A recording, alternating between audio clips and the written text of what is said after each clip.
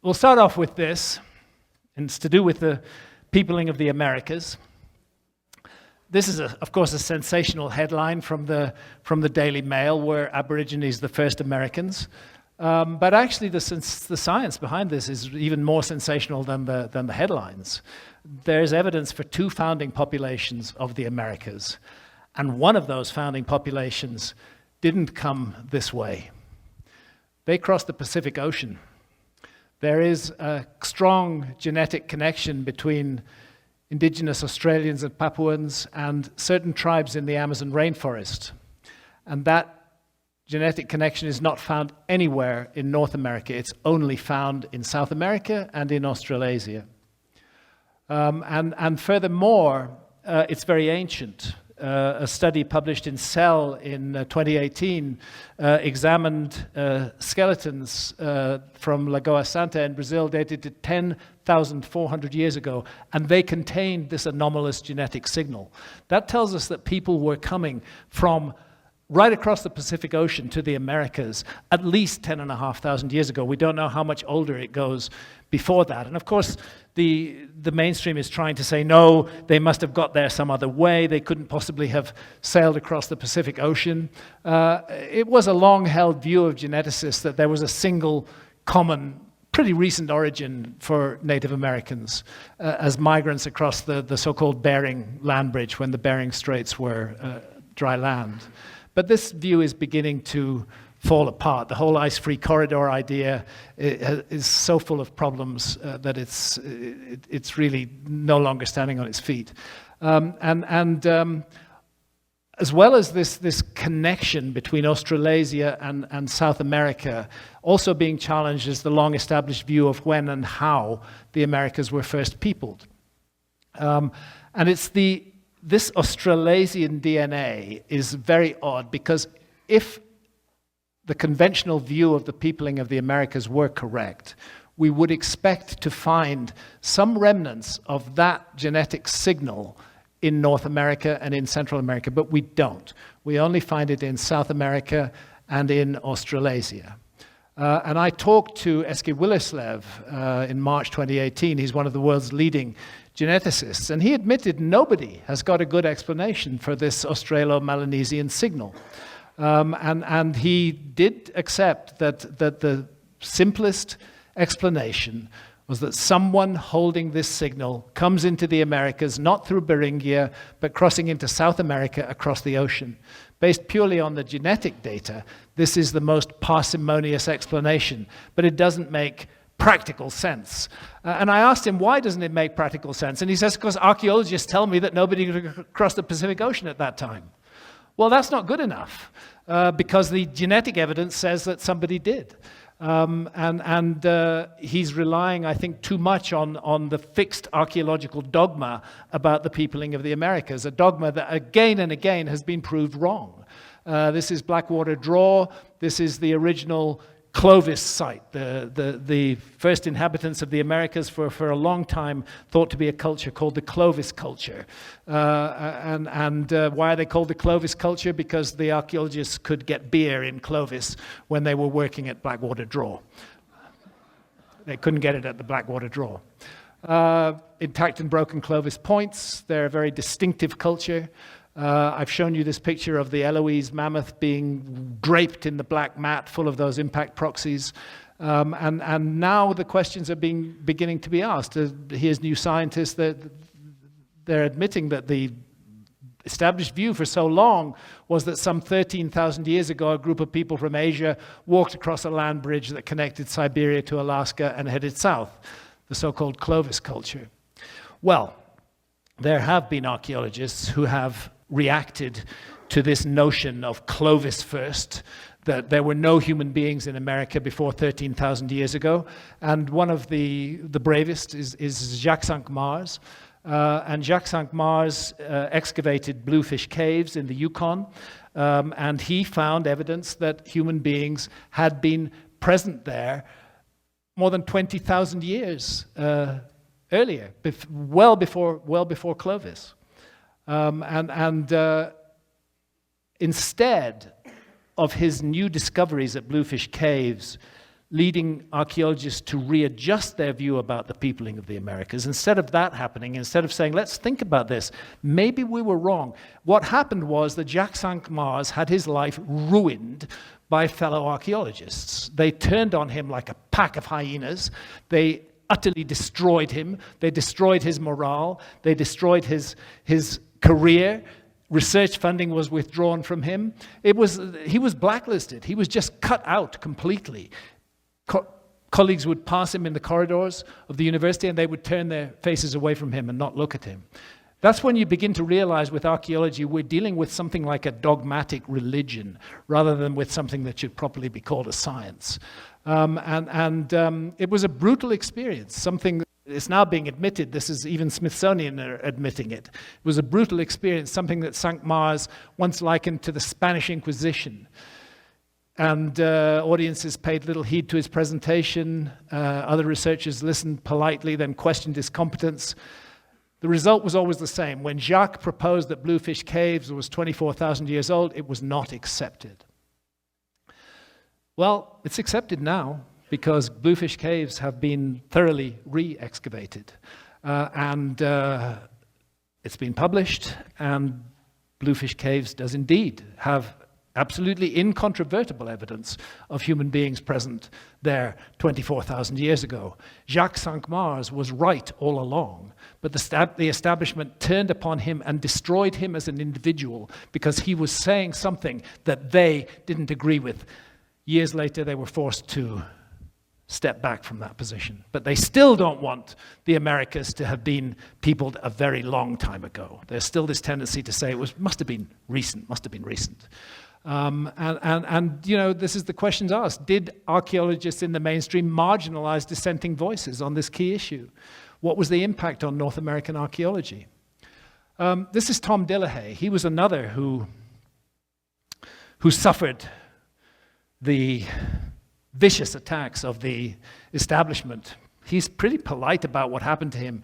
He was working at Monteverde, down in the tip of South America, and he found evidence of human beings being there long before Clovis. And again, he became not the subject of interest, and let's look into it, but the subject of attacks. Now most archaeologists accept his evidence. Some were open to it before, but members of the Society for American Archaeology, the SAA, strongly resisted the mountains of compelling evidence he produced. And Dillehay was subject for decades to much the same sort of shitty abuse that Jacques Cinq-Mars was subject to. Society for American Archaeology, founded in 1934, quote, is an international organization dedicated to the research, interpretation, and protection of the archaeological heritage of the Americas. It has more than 7,000 members, etc. So here's Tom Dillehay talking about his experiences with his absolutely genuine discoveries at Monteverde, which are thousands of years older than Clovis. I put together an interdisciplinary research team of people, got National Geographic funding and National Science Foundation funding, that went pretty well the way we expected it to, and I found that the scientists were open-minded. This includes archaeologists. We had Australian, Chilean, and Argentinian archaeologists working with us. Cumulatively speaking, those people, besides myself, probably had close to 100 years of experience amongst them. What surprised me on the other side of the coin was the stiff, closed-mindedness of many North American archaeologists. But some of the North American colleagues were very difficult to deal with, and I think at times presenting a very unhealthy atmosphere, cutting us off before we could present the data at meetings, not talking with us about it, refusing to even look at the data, this sort of thing.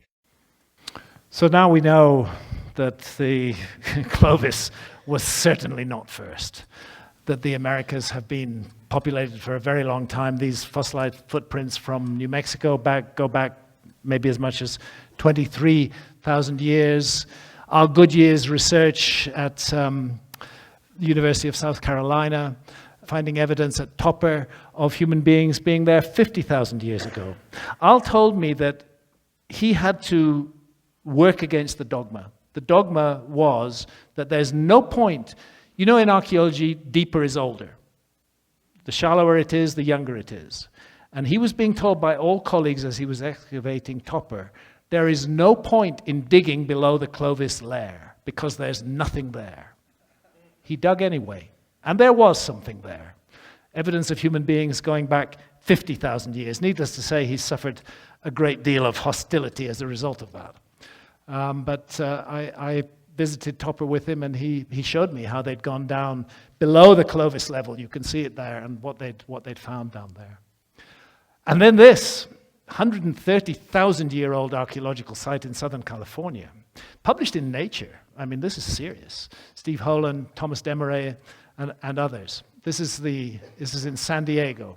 And I went to the San Diego Natural History Museum, and I spent a couple of days with Tom Desmarais, and he showed me their evidence. Well, their evidence is not of a high civilization in the Americas 130,000 years ago.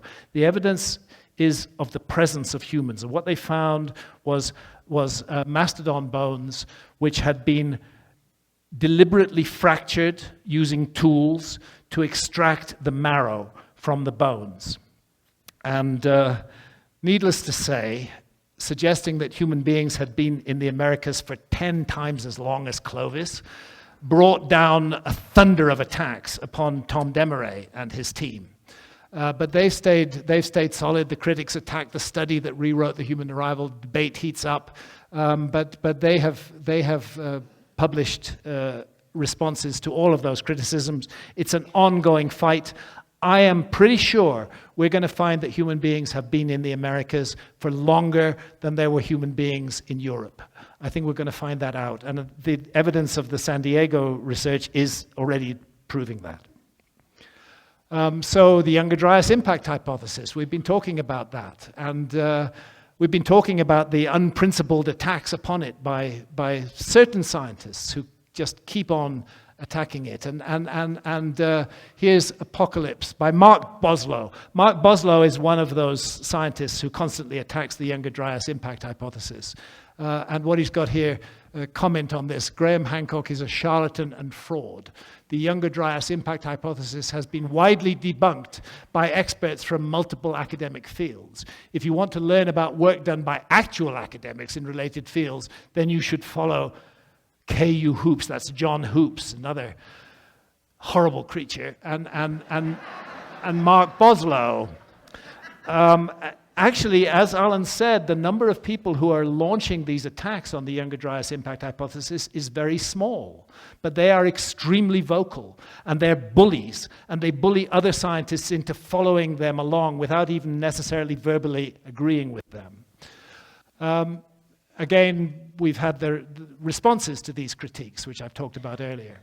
Gunung Padang, Jakarta, there, West Java. This extraordinary megalithic site that we featured as episode 1 in season 1 of Ancient Apocalypse. Danny Hillman is a highly qualified Caltech-trained geologist, and he has used the latest technology working on this obviously man-made site on the top, but he's been investigating the inner depths of it and found evidence of human construction going back 27,000 years into the past. It's older than 9,000 years, could be more than 20,000 years. It's a strong case, but not an easy case. We're up against the world's belief. This is an artist's impression of what Gunung Padang would have, on the right, of what it would have looked like in antiquity. And again, this has been subject to vicious attacks, and from the same group of people. John Hoops at Kansas University, Flint Dibble at the University of Cardiff, and others. Why did poor Danny's work get attacked by archaeologists? Because he'd been on my show. It's as simple as that. If he hadn't been on my show, what happened to his paper would never have happened. He published a paper about Gunung Padang. That paper was peer-reviewed, and it was accepted for publication.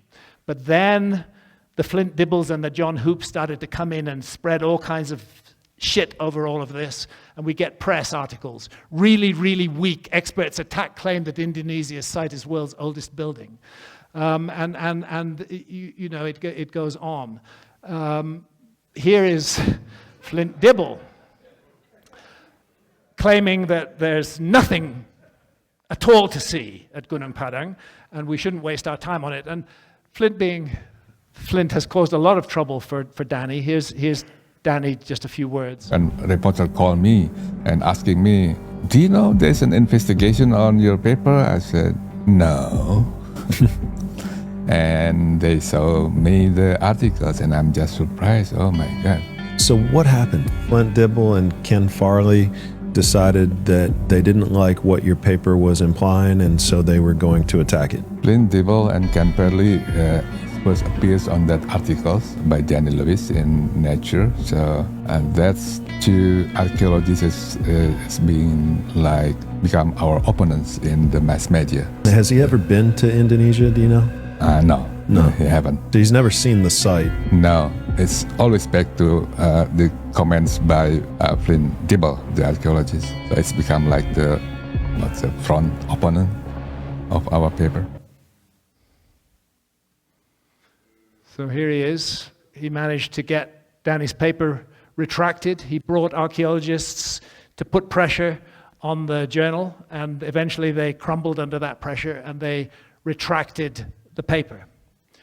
And here's a little bit of a clip from Flint's derisive attitude towards a very serious researcher. Harry, do you want to expand on any of these points or bring up a different point of view of your thoughts on this article? I will criticism about the author first.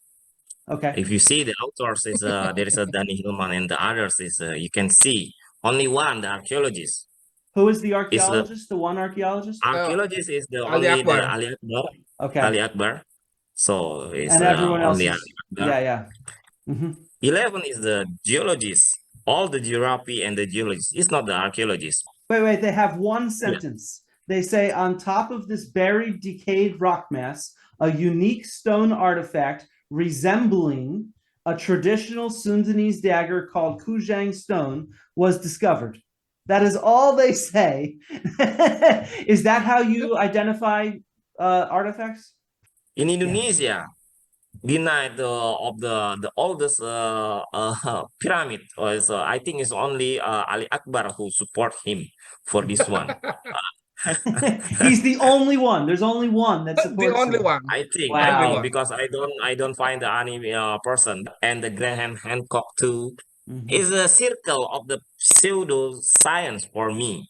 So it's not his circle is not the archaeologists. You know, the ordinary people or the people in the outside. They waiting our research, and they waiting what we said, because they always believe what we said. The archaeologists said we said is the civilization. Okay, is civilization. It's like that, because we are the researcher, we are the archaeologists. So you see the problem. The problem is that only if archaeologists say that Danny is right, is he right. If anybody else says he's right, they don't care. Archaeology is to have the final word on the past. So Flint Dibble rounds up a couple of others from Indonesia who already have conflicts of interest with Danny over that specific site, and he uses them as witnesses against Danny. There is a fight for the past, and it's affecting not only people like me, it's affecting mainstream researchers like Danny Hillman as well. So there's the retracted paper.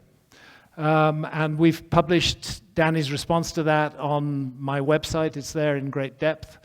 I won't read it all to you here, but he's given a very detailed response. And interestingly, in the comments on that response, we had a response from a geologist, Tristan Childress, who says that the journal's decision is absolutely baffling. And here's what he has to say about it. So this video is for Danny Hillman, Natawajaya, and co-authors of the recently retracted archaeological paper on Gunung Padang. I just wanted to offer my condolences for your paper retraction, and I wanted to express my disdain for the way that you've been treated in social media channels, as well as in some mass media channels. I've read your paper. Your team has done a really excellent job of data collection. You have done some really excellent prospecting work, and I think the core of your interpretations are entirely valid.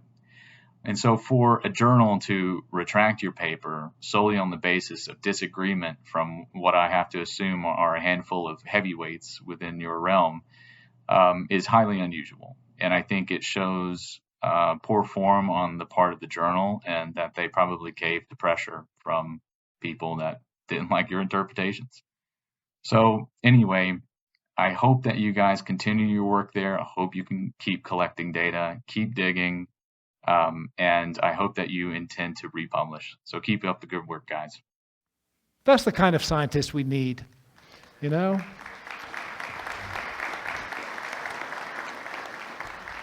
And Robert Schock as well. Robert and I visited Gunung Padang together, and I think Robert's been back separately, but here's what Robert has to say. This is from an interview that he gave to Atlantis Rising magazine. I am talking there with Dr. Danny Hillman Natawijaja. He is a native Indonesian, although he has been trained overseas from Indonesia and New Zealand. He got his PhD at the California Institute of Technology, his PhD, in specializing in geology and tectonics and earthquake prediction, that type of thing. So a remarkable man. He and I got along very well. I really enjoyed visiting with him and discussing it. And he is the person who has actually been leading the geological team at the moment studying Gunung Padang. Something that is really important and interesting to me is that it's not just the surface features that we have at Gunung Padang, but he has been able to probe down about 15, 20 or more meters in depth. And he and his team have done this a number of different ways. They've used electrical resistivity, which people may or may not be familiar with. It's something I've certainly worked with as a geologist. He's used ground penetrating radar, which many people are familiar with. It's a popular way to study below surface structures nowadays. He's used seismic, as I have used around the Great Sphinx in Egypt, to model what is underneath Gunung Padang. And he's actually had the opportunity with his group to drill. So he's drilled boreholes down into the structure, received permission to do that. So he has a lot of subsurface data. And he was able to demonstrate to me with this data that these structures, these artificial structures that we see on the surface, go down a depth of 10 to 15 meters or even a bit more, depending on where you are on the hill, on the mountain. So this is not just a superficial feature. It's not just on the surface. It goes down to this incredible depth, which again indicates how old the structure is and how sophisticated it is. And in the boreholes that he took, he brought up samples of the rock and the sediment. And in some of those boreholes, he found artificial cements, he believes, which are very sophisticated for such an ancient structure. And he also found material that has carbon in it, which could be used for radiocarbon dating. And it's this radiocarbon dating that has really allowed him to get a handle on exactly how old the structure is. So you're talking about, what's he saying, 12,000 years? There's several different layers that he has identified. This is typical when you're a geologist and you're doing this type of work. You tend to find different distinct layers, and that's typical of archaeological sites. He has identified 5 major layers going down to about 15 plus meters. And the oldest one, so that would be the lowest one on the bottom, is 20-some thousand years old, actually probably more like 22, 23, maybe a bit older, 1,000 years. So about 20,000 BC, let's think in those terms. And then working up the layer, there's layer 4, then there's what he calls layer 3. And layer 3 is actually the most interesting to me because I think it has very good data. He's got several dates for this radiocarbon, and they come in at the very end of the last ice age, about 10,000, 11,000 BC, in that range. And this is, to me, incredibly interesting because this layer, from what we can see seismically, the geophysics looks like it's very sophisticated, as we see on the surface with those types of structures. It dates back to the end of the last ice age, the same time that I've been talking about for a long time with my work on the Sphinx, for instance. So again, you know, we have a very interesting site with huge potential for revealing more about the human story. And again, archaeologists have teamed up to crush it. All research has been stopped there. Danny is hoping with the new regime in Indonesia now that he may be able to get that research restarted. The interesting thing is that the president who listened to the archaeologists and stopped the research, I'm going to get into a bit of a conspiracy theory here, Joko Widodo is a member of the World Economic Forum. And this is a matter that also comes up at Göbekli Tepe. At any rate, that site of Gunung Padang on the island of Java, during the Ice Age, there was no island of Java. The entire Malaysian peninsula, all the Indonesian islands, Borneo, they were all joined into a huge landmass above water. And to find now a site that may be more than 20,000 years old on Indonesia, and just to throw it away and not pay any more attention to it, given this extraordinary background, is just nuts in my view. This was a fertile, extraordinary place to live in during the Ice Age. It was warm, it was nourishing, it was exactly the kind of place that human populations would have gone to during the Ice Age. It's exactly the kind of place where we might rightly expect to find structures more than 20,000 years old. Yes, 2012. And the whole phenomenon around 2012. A widespread belief fueled by misinterpretations of the Mayan calendar that cataclysmic events would occur on or around December 21st, 2012. You have to understand that when critics direct themselves at issues like this, they often misrepresent what they're presenting to the public. They create their own interior image of it, and they project that and they attack that rather than what is actually being said. Particularly suffering from the critics of the 2012 issue was John Major Jenkins. John Major Jenkins was a great man, in my view. We have a number of individuals in this field who have done truly remarkable work. Robert Schoch, John Anthony West, Robert Baval, and I include John Major Jenkins amongst them. He was a friend of mine. He was a really good man. He was an intensely focused scholar. There was nothing sensationalistic about what John did. He made a deep study of the Mayan calendar and of what it's based upon. But he was attacked as supposedly being one of the principal figures who promoted the idea that the ancient Mayan calendar portended major changes on Earth in 2012. That was not John's position at all. Luckily, my son Luke interviewed John back in 2010. John passed away from liver cancer in 2017. And I'll tell you frankly, and John told me this, and I saw it happening to him, the corrosive criticism, the constant attacks, the humiliations that he received from the establishment and their friends in the media wore him down. I think he'd still be with us if it hadn't been for those attacks. I think those attacks destroyed his immune system and allowed that cancer to come through. Anyway, here is John in 2010. You know, the reason the Mayan calendar is famous to us today, and the reason why we care about it, is because they have this idea of a great ending of the cycle in December 21st, 2012. Mm-hmm. So why did they pinpoint December 21st, 2012, and what did they think about it? Oh, great. Yeah, well, according to my research, the reason why they pinpointed this date, it's a solstice, so it probably has something to do with astronomy. And there's some intentionality behind it. That was the vector for me back around 1990 in investigating this. To cut to the chase, and according to my research, there is a rare astronomical alignment that's culminating in the years around 2012. It's caused by the precession of the equinoxes. Precession causes the equinoxes and the solstices to shift backwards along the ecliptic.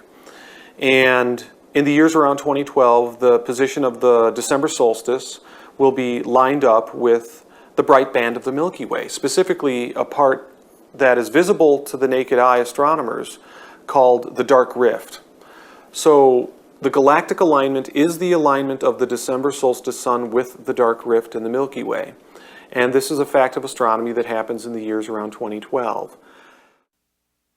As a matter of fact, it's not a single date. It's a window. This is observational astronomy.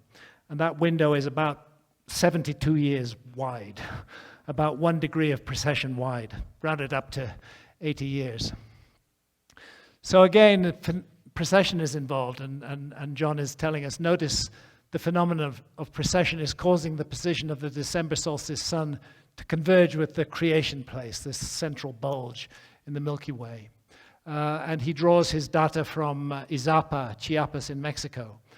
And I believe that the site of Izapa is responsible for the formulation of the long count cosmology. And I kind of make a distinction between the cosmology and the calendar because I think that the cosmology came first. In other words, the astronomers realized that there was going to be a future convergence between the December solstice sun and the dark rift in the Milky Way. That became a very potent mythological idea that they very quickly formulated into this creation mythology story about the future rebirth of the father of the hero twins and how that happens. The father of the hero twins being a symbol for the December solstice sun that would get reborn at the end of the cycle. See, this is the point. John's position was never that the world is going to end on the 21st of December 2012. His position was that we are entering an era of change, and that we will be reborn, that there will be a rebirth of humanity. It's not a message of doom and destruction. It's a message of the end of an age and the beginning of another age. John was hugely misrepresented on this issue. And it's the cosmic rebirth of the sun from the womb of the galaxy. The former world age ends. The new world age begins. And this is the key thing, the limitations of naked eye astronomy and the diameter of the sun itself. We're not looking at an instant or even a specific day, but a window in time, several decades wide. And it is a fact, it's an absolute fact in the Mayan calendar that the end of the age is the 21st of December 2012. But this is based on astronomical observations, and there has to be some naked eye flexibility around that. In the calendar, in the long count calendar, with the correlation that we know, we can say that the end of the 13 Baktun cycle falls on a specific day. It's just part of the mechanics of the calendar. So December 21st of 2012, according to the correlation that is confirmed by the surviving Tzolk'in count in the highlands of Guatemala and so on. But to the extent that 2012 is talked about as some kind of transformation, I don't think we can think of it as some kind of definitive thing that's going to happen exactly on that day. I just don't think that it's something that's built into the architecture of time in that way. So the alignment itself, the galactic alignment, doesn't happen specifically and only on December 21st of 2012. It's such a slow process that you'd have to really think about what I like to think about as a 36-year window. But that, again, doesn't imply that everything's going to happen inside of that 36-year window. We have to become more sophisticated in how we think about the 2012 tradition. 36-year window being half a degree of precession. I think a degree of precession is more likely. So the idea of doomsday is something that we've made up. It's not something the Mayans actually talked about. Well, it's definitely something that's been projected unduly onto 2012. I mean, I like to go to the core of the tradition, which I believe is basically in the ball court at the site of Izapa, some 2,100 years ago. And the carved monuments there definitely tell us how the originators of this long count cosmology thought about 2012. So conclusion, transformation, and renewal. But throughout Mesoamerican history and Mayan history, you are going to find examples, just like you'll find in any tradition, a whole spectrum of ideas that accrete around a certain idea, especially something like a huge cycle ending. And in the world age doctrine, which is very central to the Popol Vuh creation myth, you can have sort of a more literal interpretation of what is entailed in a period ending, which would be more dramatic and sensationalized, something that you would maybe present to a certain sector of the society. But then the deeper part of the tradition and the ideation around it, I think, always involves the challenge of successfully facilitating a transformation and renewal. So it's not about the end of the world. It's about a transformation and a renewal. The ancient Maya believed that the years around 2012, that window in time, would be attended by great changes. And in accordance with their world age creation mythology, the transformation of human beings into something completely new. Am I wrong to have this intuition that we are indeed living in such a time at the moment, that humanity is going through a crisis, and that we must emerge from this crisis with a rebirth. This is the opportunity that a crisis offers, not to dive deeper into the crisis and embed ourselves even deeper into the mud of it, but to see it as an opportunity for rebirth and regrowth. I think there's something to this whole thing. John never claimed that the Mayan calendar prophesied cataclysmic earth changes on the 21st of December 2012. His view was that entirely different kinds of changes were envisaged. And he saw this as being spread out through what he called a 36-year window between 1994 and 2030, exactly the window that we're living in now. I suggest a little bit more might make sense. Anyway, John was massively attacked. The media branded 2012 as a doomsday trigger. They ignored all his evidence. He published a book on this shortly before he died, Ivory Tower, House of Cards, How Scholars and their publishers violate science. And who was his main attacker?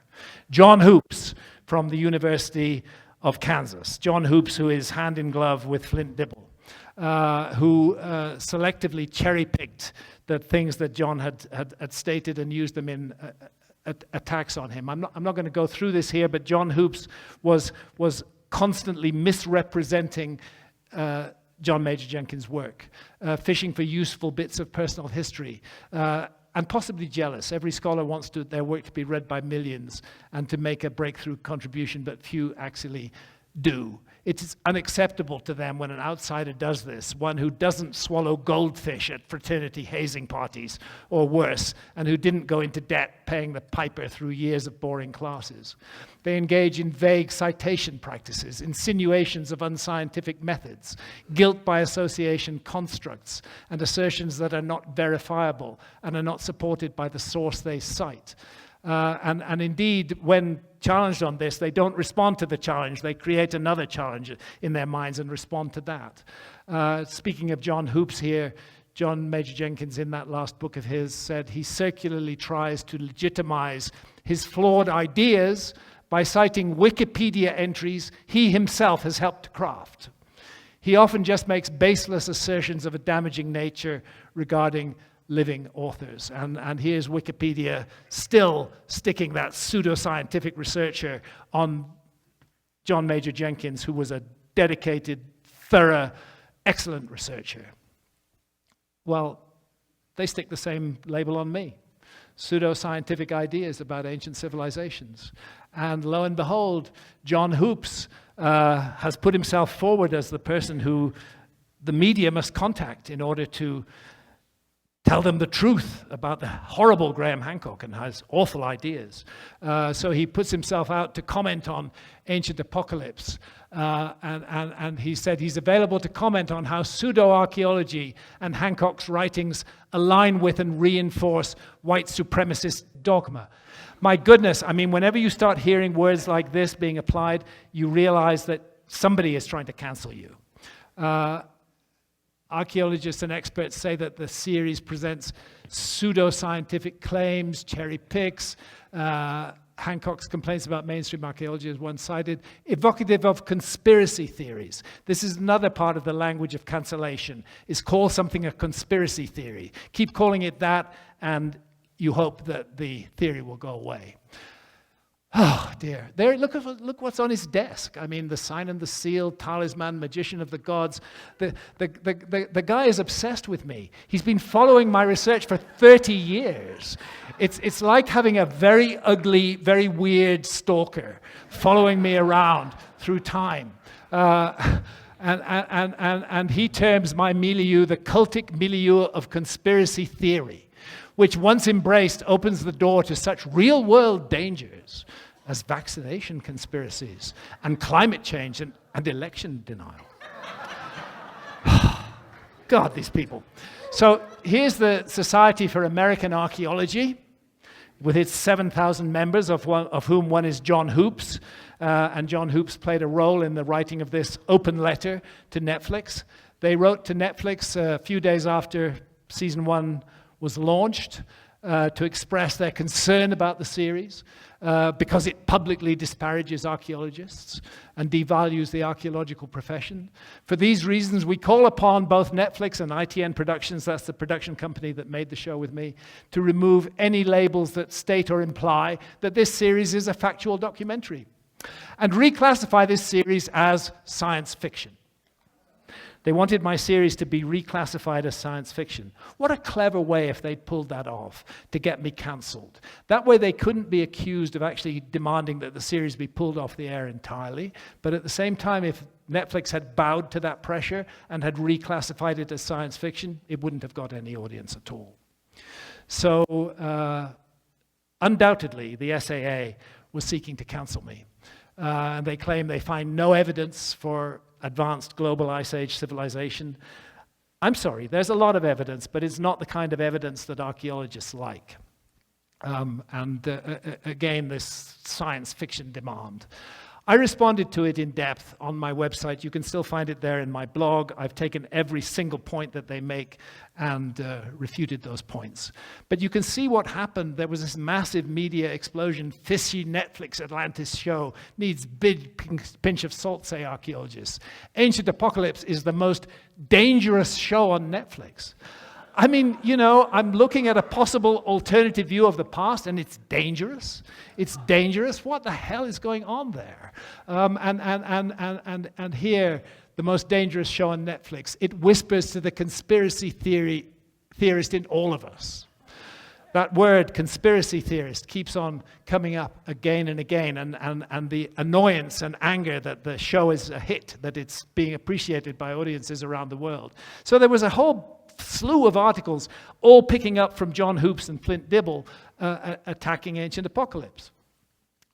It just goes on and on and on. And here's an interesting example. This is a newspaper called The Independent in Britain, where we do have public-funded television like the BBC. And they're saying Netflix's Ancient Apocalypse is the best case for publicly funded TV yet, because it's exposing a dangerous conspiracy theory, and what's needed is regulated broadcasting so that Netflix would never be allowed to publish anything to do with me.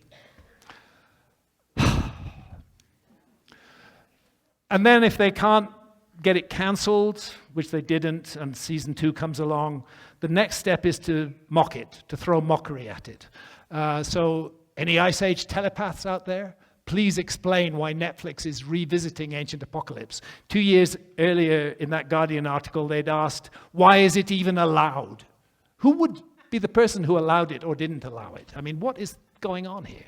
Do we live in a free society where people can express their opinions and views, or do we not?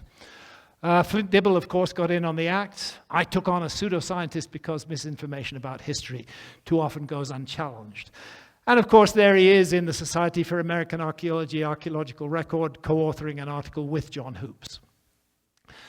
I wonder why Flint gets so worked up about all this. He keeps claiming that, you know, I've got this massive platform with Netflix, and poor archaeologists, they don't have anything like the platform I have.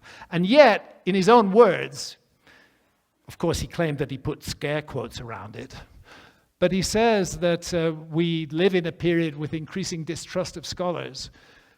And we do. In many ways, the reach of big archaeology is way beyond that of Graham Hancock. Now, whether he put it in scare quotes or not, what he says next is really interesting, and it's true. Think about the millions of school children, parents and tourists who visit museums or sites near home on vacation.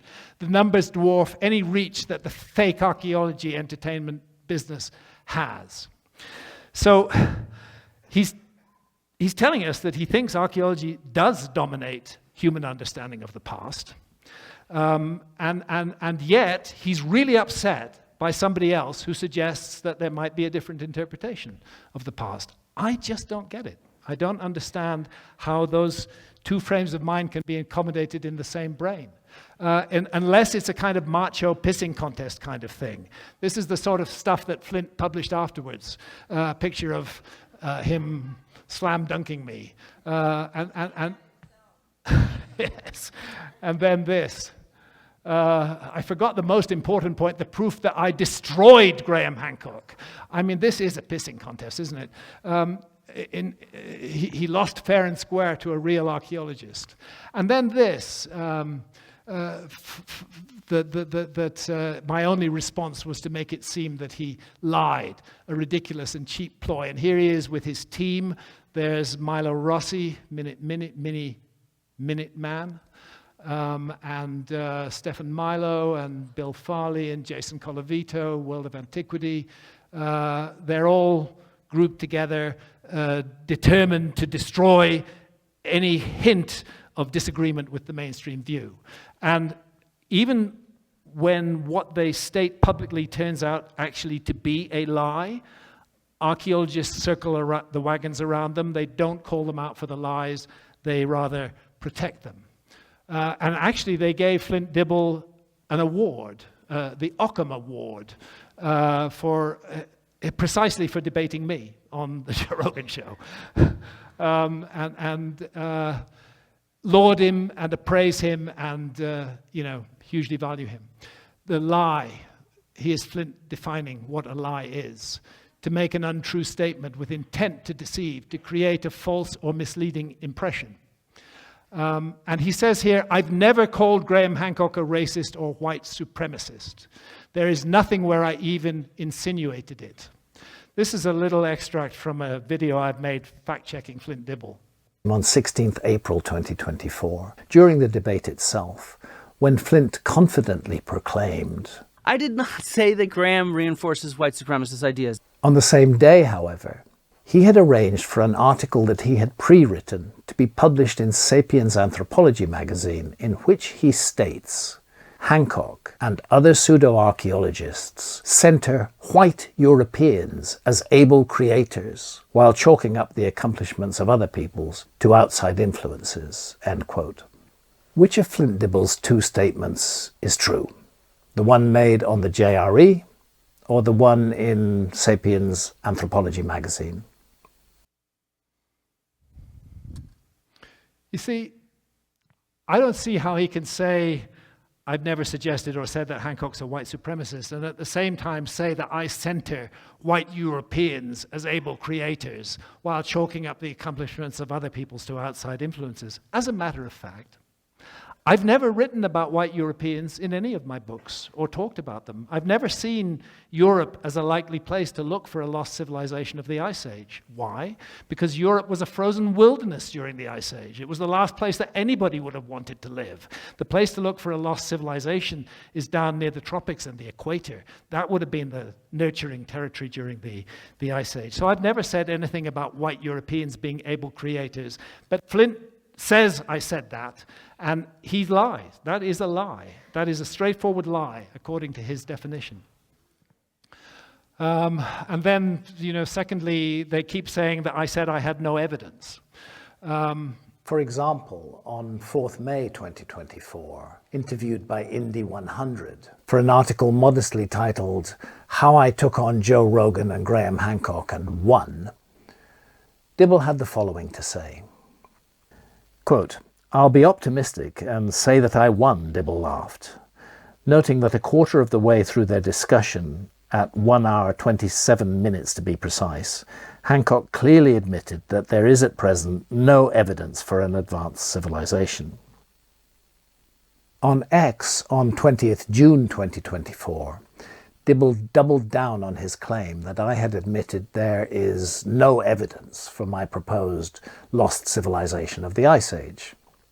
Some readers of this post might have been persuaded, as Dibble obviously intended, that after devoting more than 30 years of my life to investigating the possibility of a lost civilization of the Ice Age, and publishing thousands of pages on the subject supported by detailed footnotes as to sources, I still had no evidence for its existence. And even the small proportion who did go on to click the link at the end of the post might not have realized that I was being quoted out of context. Here's the full exchange on this subject. I have to really repeat myself here. Yeah, I can go back up there. We're looking at Bimini? less than 5% of the continental shelves that have been studied at all by archaeology. I'm not surprised that we find hunter-gatherer traces underwater. I'm very glad that we do. I would be very surprised if we didn't. But what I'm saying is that not enough of that 27 million square kilometers has been investigated. Only a tiny fraction has been investigated. And that fraction is not enough to draw the conclusion that we can absolutely say there was no lost civilization. Same goes for the Amazon rainforest. Same goes for the Sahara Desert. But can we say there's no evidence for an advanced civilization in what they have studied? In what they have studied, yes, we can say there's no evidence for an advanced civilization. But that brings us to another issue of what is studied and what is not studied by archaeology. And this is the crucial point, which I would have driven home at much greater length if I'd known that my opponent would later take the rest of the exchange out of context and use it against me. In the archaeological sites I'm interested in, the Great Pyramid and the Great Sphinx of Giza, for example, or Göbekli Tepe in Turkey, or Serpent Mound in Ohio, or the Moai of Easter Island, I draw extensively on data gathered by archaeologists. Indeed, I've stated frequently that without their data, none of my work would have been possible. But I don't study what they study. I look in the same directions they do, but my focus is entirely different. And that's the key point. I don't study what archaeologists study. Sure, there's a lot of really useful and valuable information that archaeology has generated that is highly valued by me. But I'm not an archaeologist, and I'm not looking at this as an archaeologist, and I'm much less interested in artifacts that can be weighed, measured, and counted than I am in other issues like astronomy, like geology, like the mythology that comes down to us from the past, like the ancient scriptural texts, the ancient Egyptian pyramid texts, and so on and so forth. I'm interested in things that can't be weighed, measured, and counted. And that's why I've written thousands of pages on this and documented my findings very thoroughly with footnotes. The problem is I'm not doing what archaeologists do. And they feel that if you don't do what archaeologists do, you don't have any right to talk about the past at all. Dan, will you come and join me? Oh, come and join me. But I've got one more tiny thing to say. Take a seat. I've got one more tiny thing to say. I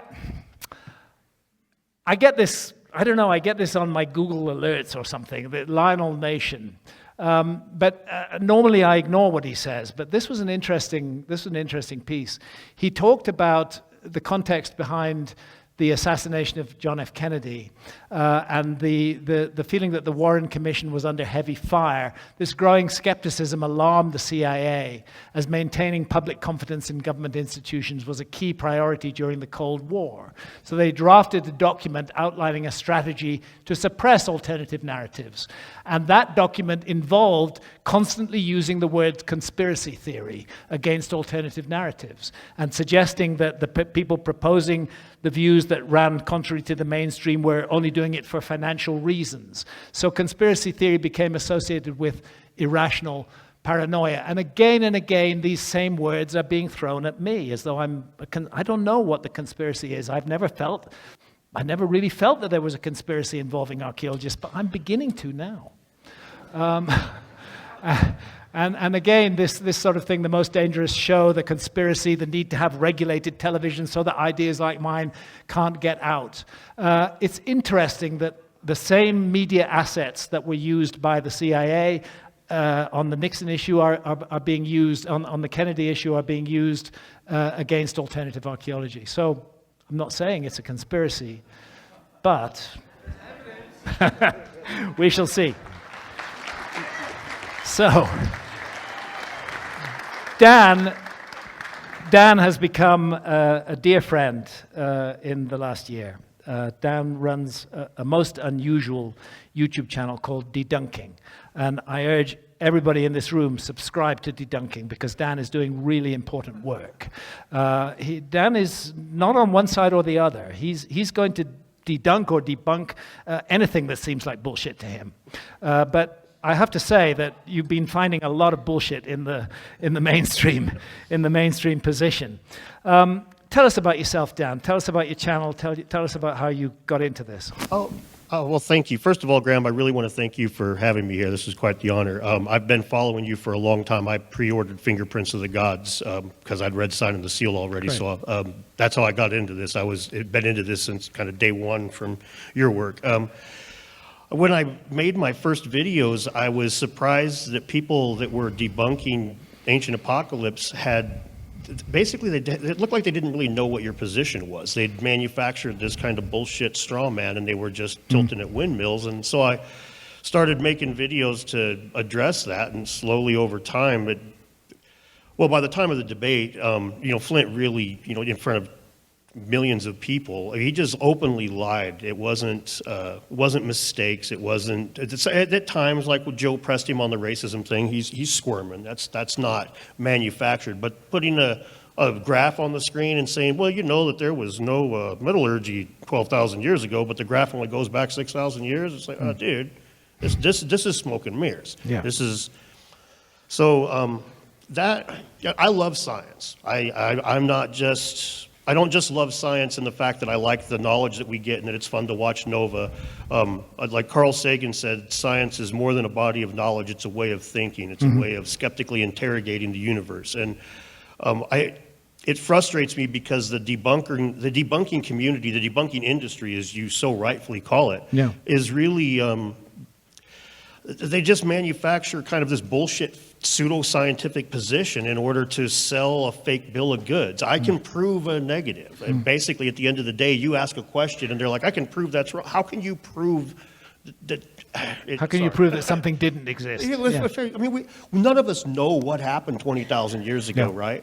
And it's almost like if you wrote a fiction and they wrote a fiction, they're like angry that their fiction isn't as popular as yours, but they've got more letters next to their name. It's clearly about ego. Yeah, very definitely. I've seen that you yourself have come under sustained attack from the same group of people, and it's interesting how they always use ad hominem attacks. So they're attacking you for a lack of credentials in this area. Well, let me make my position clear.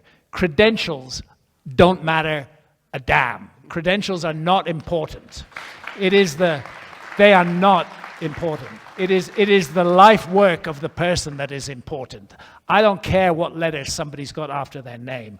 I care what that person does. And I've watched what you do, and what you do is brilliant. But tell us about your background. I'm a blue-collar electrician with a GED. I dropped out of college. I like science a lot. I mean, I'm a nerd. I played all Dungeons and Dragons and Magic the Gathering and all that bullshit all my life. I'm a nerd, right? But I liked Doctor Who before it was cool, man. But I'm a big, and I love the pyramids and stuff. I loved ancient history's always been something that I was really into, and Egypt was interesting to me at a young age. In fourth grade, our art teacher had a Egypt day, and the juxtaposition of all this weird religious baggage, it seemed like this so cultish, the way she portrayed it anyway, coupled with these crazy monuments and all this beautiful iconography. I was just hooked at 10 years old. But then by the time I read The Sign and the Seal, that really changed my mind. Having grown up in a very Christian home, that really just kind of blew open the doors on what could be, and then Fingerprints of the Gods, and now we're here. Yeah. What would you say the objective of your channel is when you set it up? I mean, you call it Dedunking, which is dunking is an American. You just showed the meme, right? Yeah. Fuck that noise. I'm sorry. Yeah, to get the ball right. If somebody comes along and they prove what you have to say wrong, and they do it through the proper means and the proper channel, that's fine and good. And yet, as you yourself said today, you've changed your position on the Earth crust displacement theory. That's how this kind of thing works, if you're an honest person. But the guys that come along, and again, it's a job for them, so they can't. The best example to me is the Baghdad battery, because the way Milo Rossi just came in there and he just attacks it, and it's like it doesn't take much research at all to see that the mainstream archaeologists will be like, well, fuck, it could have made electricity otherwise. I don't really know what to tell you. But he didn't go there because he did all the stuff that quote-unquote pseudoscientists do. He started backwards, he eliminated all the evidence that doesn't support his position, and he took only the things that did support his position, preconceived notion, ta-da. But he doesn't give a shit. He doesn't care because it's a manufactured product. It's just about making a dollar. Yeah. That's fine and good if you're just talking about movies or something, I suppose. But when you're like talking about things like when it gets to the point where they start personal attacks, I guess that's where it really gets bad. Like you mentioned John Major Jenkins' health, and it goes even beyond that in my mind. It's like. Some people can handle, like Jimmy, he can handle a fight. I thrive on it. Bring it. Professor Dave has got one coming. I'm so happy that he made a video. I want to talk to you about that in a minute. He's gonna be sorry he made that video, but some people don't thrive on that, and that's. To be succinct about it, I would rather stand between those assholes and you and let you talk about big rocks, and I'll talk to them. That's sweet. And then not just you, but that's the community in general. I think people like that's. I guess to sound arrogant about it, I'd try to stand as a bulwark between the investigative people and the scientists that want to poo-poo on everything. Yeah, but I also regard you as highly objective because you've criticized my work too. You know. Yeah, it's. I mean, I've. Thank you. I try not to be a butt about it, but if somebody's really searching for the truth, I don't think they'll have a problem with having their work criticized some. I certainly don't have a problem with that. But if it's when people get their egos attached. Yeah, and when the nature of the attacks actually really have very little to do with the ideas being discussed, and tend to be almost always variations on attacks on the person, ad hominem attacks. It just happens again and again and again. Absolutely. It's like you mentioned with the Comet Research Group, those guys have been marginalized so hard that many people would consider them pseudoscientists, even though they're all credentialed, and the only thing that these guys have against it is smoke and mirrors. I mean, it's too much to get into, but like the biggest criticisms, I dug into it, and like Mark Boslow, he's created some just outright bullshit. But if you look at it from if you're into science and you look at what he says on its face, it's like, oh damn, that's pretty savage. But then you dig into it, it's like, oh wait a minute, this is bullshit. Mm-hmm. And that's one example of many. These guys.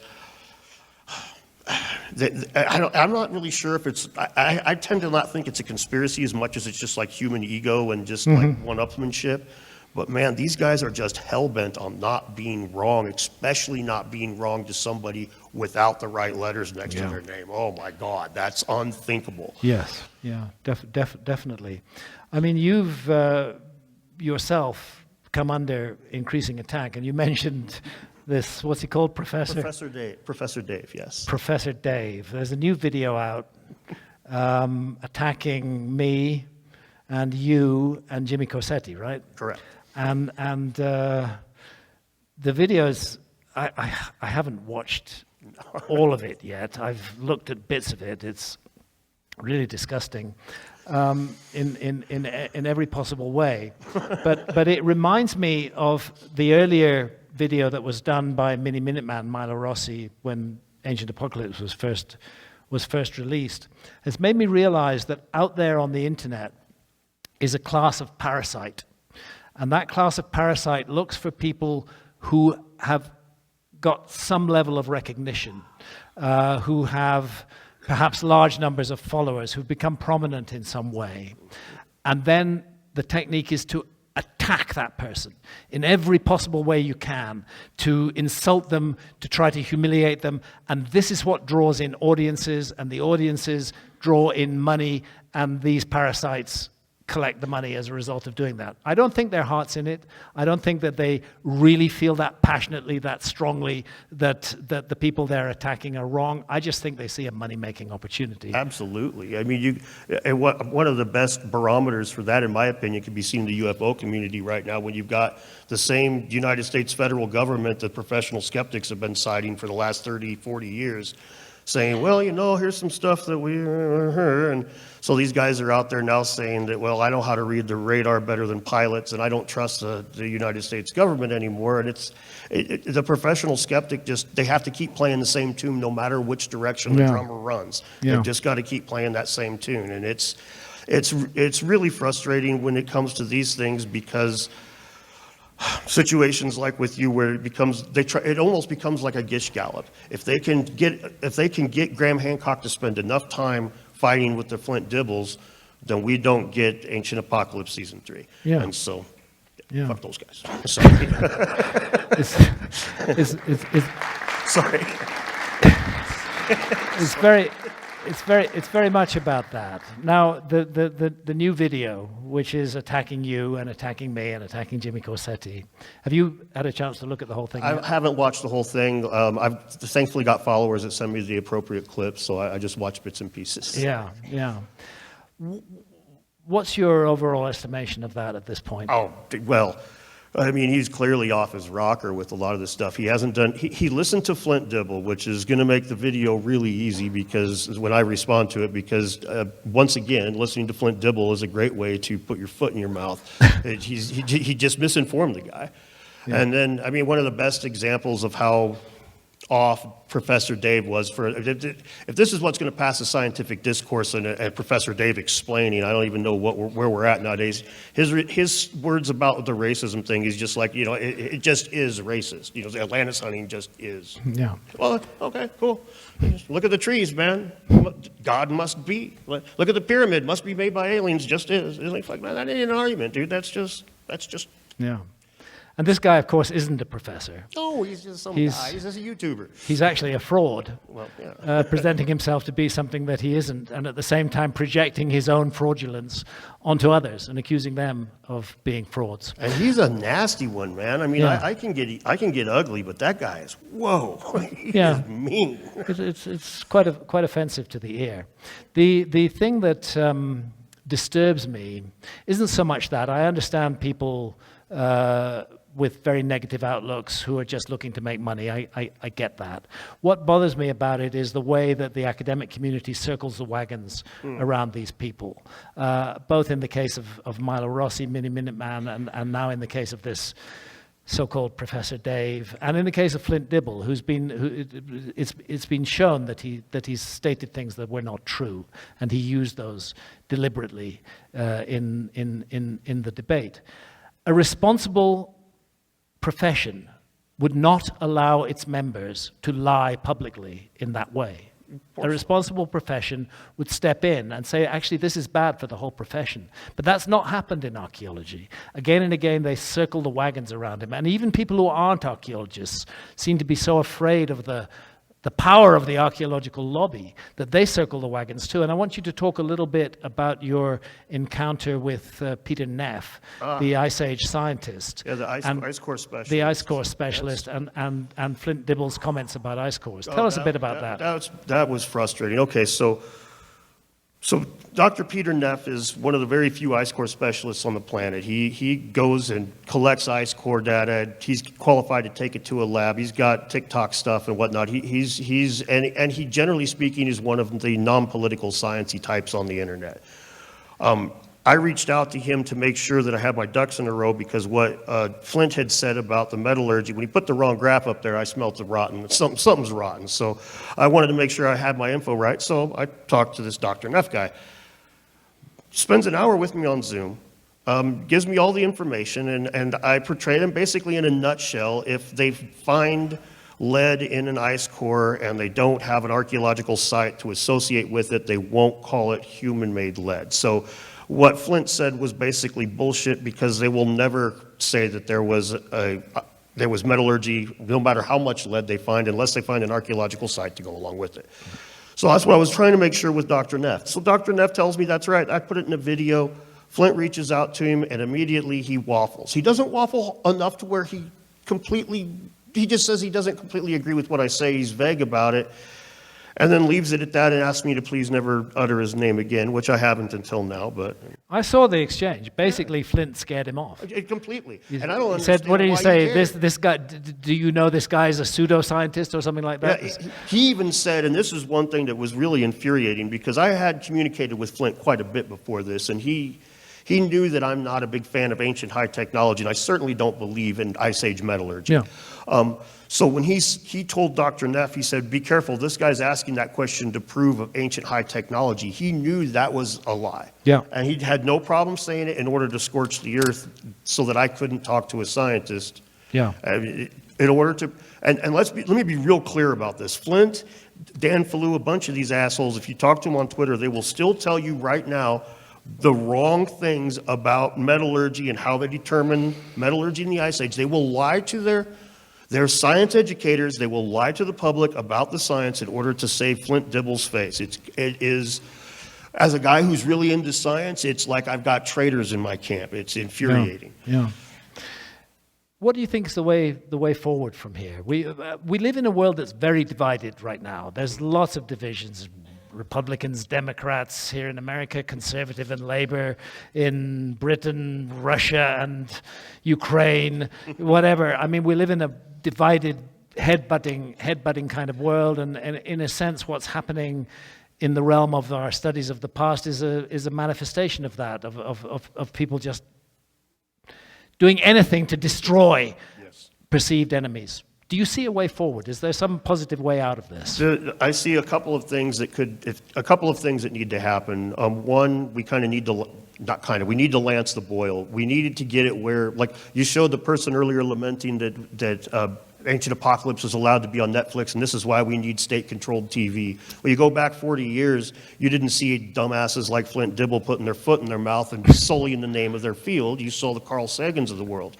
And so the internet, it's a mixed bag both ways that way, and we need them to quit circling the wagons and for them to basically let the people that hang themselves out to dry go get hung out to dry so that they maintain the prestige of their field. Yeah. The other thing that needs to happen, in my opinion, and this is on a more philosophical level, but I do talk about this a bit, really, broadly speaking, there's two sides to the human psyche when you come to things like this. There's really a dreamer side and a skeptical side. And that's not that the dreamers are way out there. I mean, Einstein was a dreamer in these regards. My favorite quote to illustrate this is his, where he, about 5 years after relativity was a thing, he says, I can barely recognize the theory of relativity now that the mathematicians have gotten hold of it. Yeah. Right? It took his dreaming, but then it took these hardline skeptics, those assholes that come in there and pick at things. They're supposed to do that with integrity and honesty. Yes. They're not supposed to do it with ego. And that's really, the whole scientific method's based around removing human ego from the equation. It recognizes that I see things differently than you, than they. And so when these guys inject their ego strong into it, I digress. But we'll never move forward if we don't combine both halves of our psyche that way. We need the shamans and we need the scientists. I totally agree. We need both. Archaeology does do a lot of fantastically useful work, really, really valuable. And there are a lot of great archaeologists with good hearts, but the whole profession is being poisoned by a small group of arrogant bullies, basically, who will do anything to quote unquote win. It's most unfortunate. It's an impossible thing. Science never rests on its laurels. Science is always moving. Even the theory of gravity, the theory of relativity, the electromagnetic theory, germ disease theory, all these things there's always something being researched. Nothing is ever set in stone. Yeah. So when they come around and they just try to sell this, we know for a fact, as soon as that comes out of a scientist's mouth, you're not talking to a scientist anymore. You're talking to a charlatan in a lab's coat. He's just selling you a bill of goods. Yeah, yeah.